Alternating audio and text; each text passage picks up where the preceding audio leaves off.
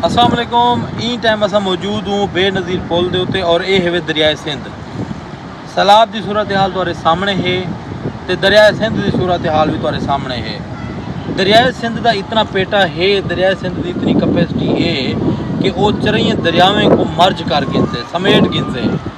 दोस्तों दरियाए सिंध की मैं जी सूरत हाल डिठी बैठा या मेरे को जो नज़र था पे मेरे को लगता है कि ये 12-14 लाख का जरा रेला 12-14 लाख क्यूसेक का जरा रेला आमदा पे दरियाए सिंध है ना, जरा दरियाए सिंध माँ उन चरई दरियावें दी है माँ। दरियाए रावी, झेलम, चनाब ते सतलुज इन चरई दरियावें दी दरियाए सिंध जी है ना ये माँ है।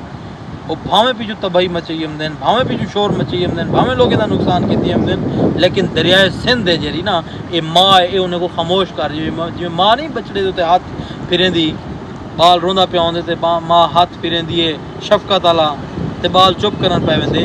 दरियाए सिंध है बाकी दरियावें दी माँ। ये जरा मकाम है कोट मिठन का मकाम है।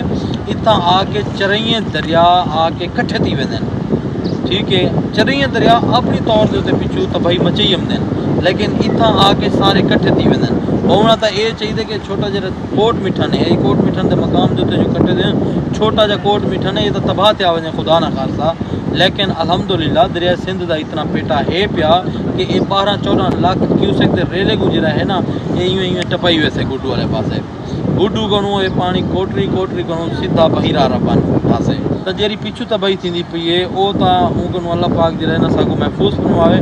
लेकिन मेरा नजरिया ये है या मेरी सोच ये है जरा मैं को जिता देता पाया कि मैं समझदा बाकी चरई दरियावें को दरिया सिंध जरा है कबूल कर गिनसी और इंशाल्लाह कोट मिठन के मकाम या राजनकोट को दरियावी पानी कम से कम जरा दरियावी पानी नुकसान कहना पुजे।